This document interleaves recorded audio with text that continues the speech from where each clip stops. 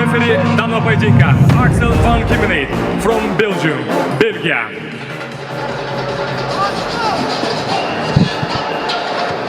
Refereening otini eshitmay qoldim.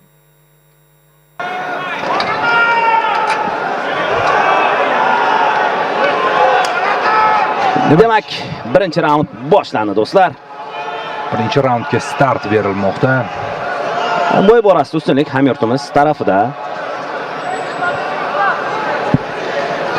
Dog'istonlik jangchilarning asosan bazasi kurash bo'lishini yaxshi bilasiz. Lekin bugun Shohrux aynan ushbu misolga teskari holatdagi jangchi tashrif buyurgan Dog'istondan, ya'ni Sharabullet. Sharabullet albatta. Faxriy mehmon Murodbek Kattajonovda ham o'zi aslida kurash yomon emas. Yodingizda bo'lsa, Merab Dvalishvili bilan sparing jarayoni tarqab ketgan internetga. Merab Dvalishvilining yaxshigina uchirgandi. O'zbekiston Merab Aljamain Sterling bilan ham kurashgan. Aynan Merab Dubayda TKMM Fit zalida. Ehtiyot bo'lish kerak mana bunday zarbalardan. Ikkala jangchida ham asosiy ustunlik o'sha submissionlar orqali g'alabada ekan. Ibrohim Halilda ham demak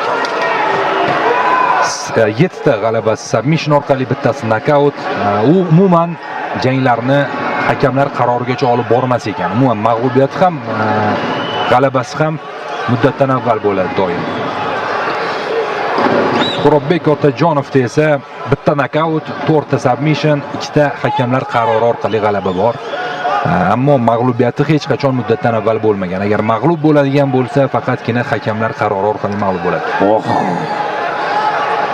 Biroz xavfli zarba, lekin vaqtida qo'lini qo'ya oldi Otajonov. Hali ham o'sha o'rganish ishlari olib borilmoqda, raqiblar ko'nikishmoqda bir-birlariga.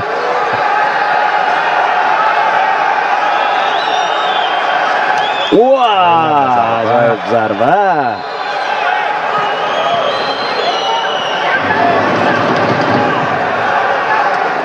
Yaxshi kutib oldi. O'ng qo'lda to'g'ridan yo'llangan zarba bilan Otajonov.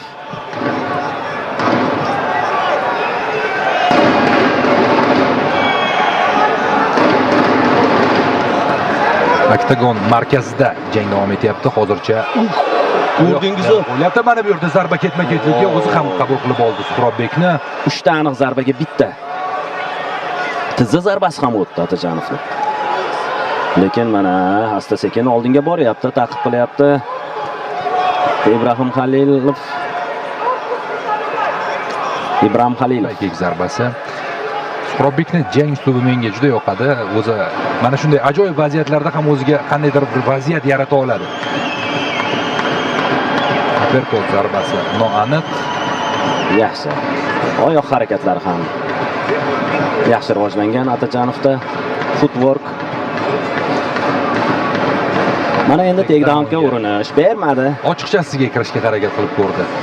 Biroz tayyorgarliksiz harakat qildi ushbu takedownni amalga oshirish uchun.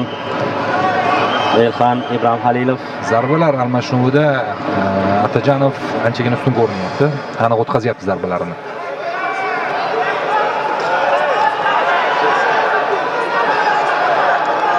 Bo'y borasidagi ustunlik, qo'lning uzunligi baribir foyda beryapti. Yana bir aylanma zarba, round kick. Yana bir qo'l zarbasi. Aniq. Mana endi oyog'ini berib qo'ydi, lekin bermayapti. Aksincha qarshi hujumda tuta olyapti Otajonov. O'zi Suhropni takedown qilish ham oson emas. Middle kick, front kick. Hujum jiddiy amalga oshirilyapti. Yana bir tuzza zarbasi. Ortga chekinmoqda Ibrohim Halilov.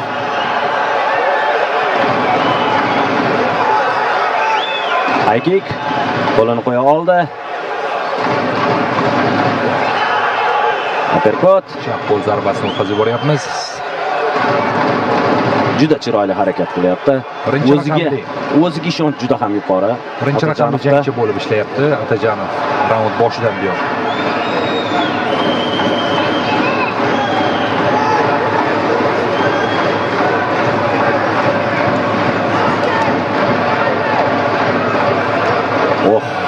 o'tkazib oldi Ibrohim Halilov ham. Oldiga qo'l, yon tomondan yo'llangan zarba. 10 soniya qolyapti.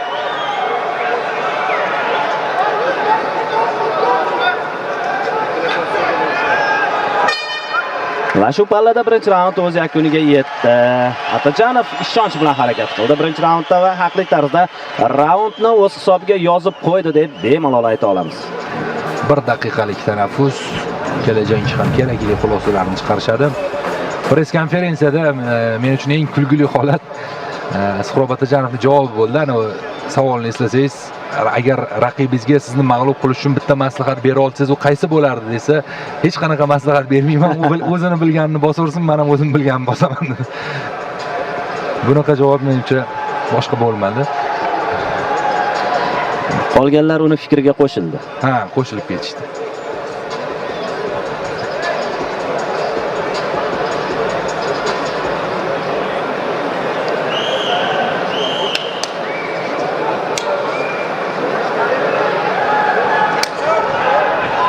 Do'stlar, birorta o'zbekistonlik referi ishlamadi hali.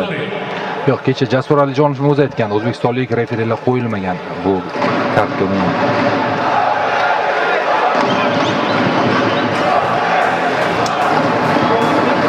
Demak, ikkinchi raund boshlandi. Do'stlar, eslatib o'tamiz, o'ta yengil vazn toifasi 61,2 kg.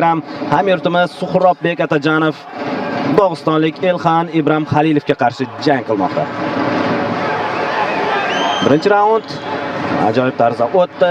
Hamyurtimiz ustunligida albatta. Aniq zarbalar soni ko'p bo'ldi. Rang-barang harakatlar.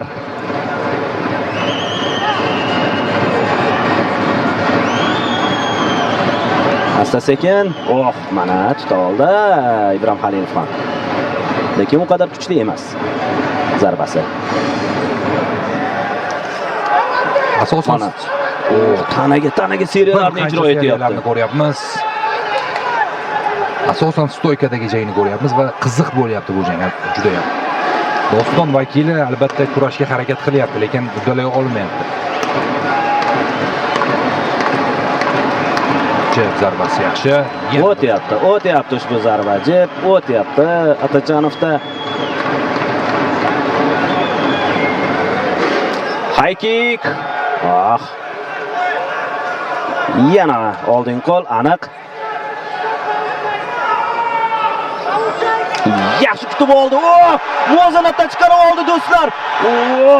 Qanday zarbani o'tkazib oldi. Jang parterga ko'chyapti. Juda qiyin vaziyat Ibrohim Halilov. Loki ketma-ket seriyalar, zarbalar. Hali taslim bo'lgani yo'q Ibrohim Halilov.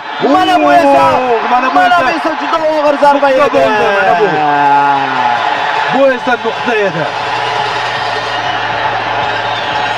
Atajonov Suhrobbek chiroyli tarzda g'alaba qozonyapti do'stlar, muddatidan oldin. Qoyil. Birgina vaziyat yaraldi va mana shu vaziyatdan unumli foydalanib ketyapti Suhrobbek Atajonov. Bu albatta professionallarga xos ish. Ibrohim Halilov juda kuchli zarba o'tkazganidan so'ng ham taslim bo'lgisi kelmadi, lekin o'sha tizza zarbasi baribir uni mana shu yerda mavzunatdan chiqqan ekan o'zi.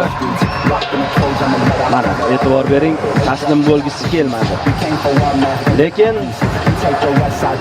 Pleni uni taslim etdi. Nuqta qo'ydi jangga. Raqibga minnatdorchilik bildiryapti. Suhrobbek raqsak chalib qo'yapti albatta bunday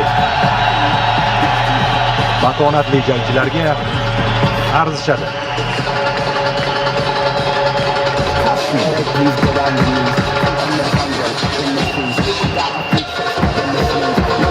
Shu tariqa do'stlar, Suhrobbek Atajonov g'alabalar sonini 9 taga yetkazib oldi.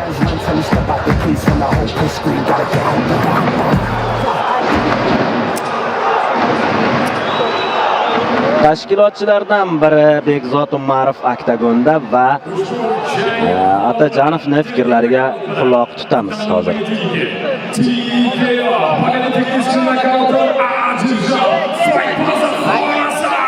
Suhrobbek